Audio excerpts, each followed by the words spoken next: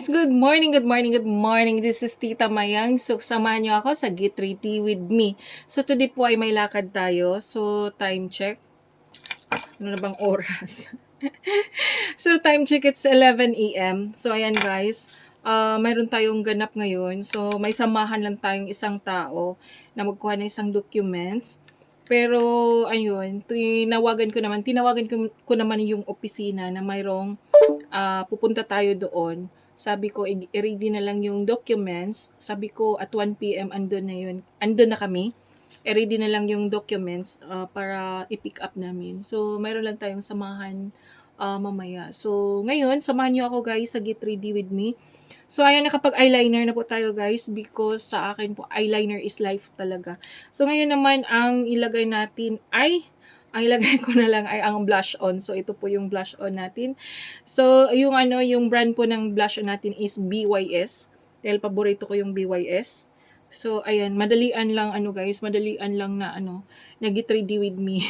Para lang mayroon akong update na video, o diba? So, ito yung gagamitin natin, guys. Yung lang.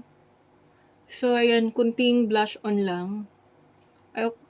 Light makeup lang tayo ngayon, guys. Ayan.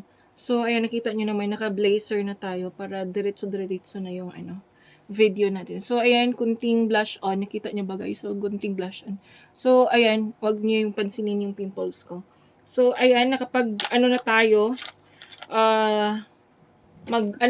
mag-powder. So, ayan. So, nakapag-blush on na tayo. Tapos, lagyan lang natin ng kunting powder.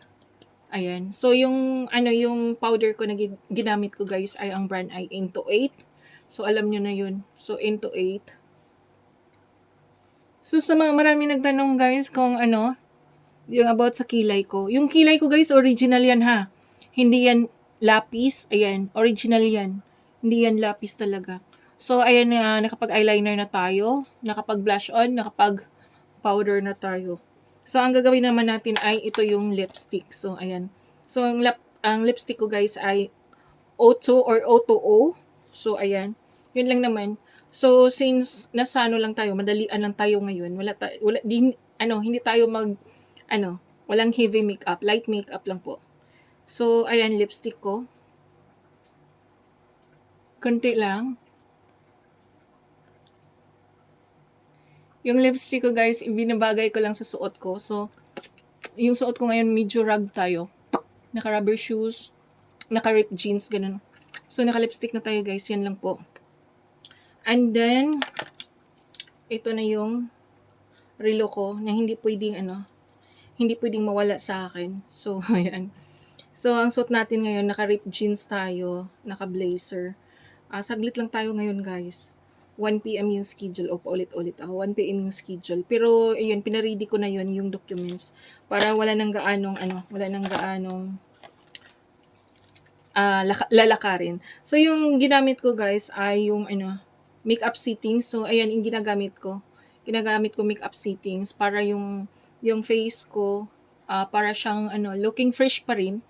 Para, yung nilagay natin ay magsisit up talaga siya. So, mag-spray lang tayo ng konti.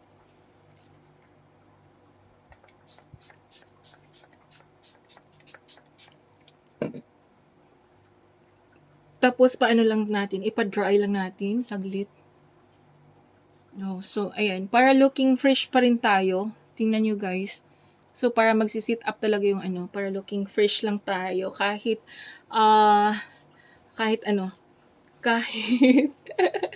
puyat na puyat tayo, pero still looking fresh. O, diba? So, anyway, guys, maraming nagsabi na hindi ako natutulog. Anyway, guys, natulog ako. Nakita nyo lang ako sa YT or sa live streaming, 3 hours.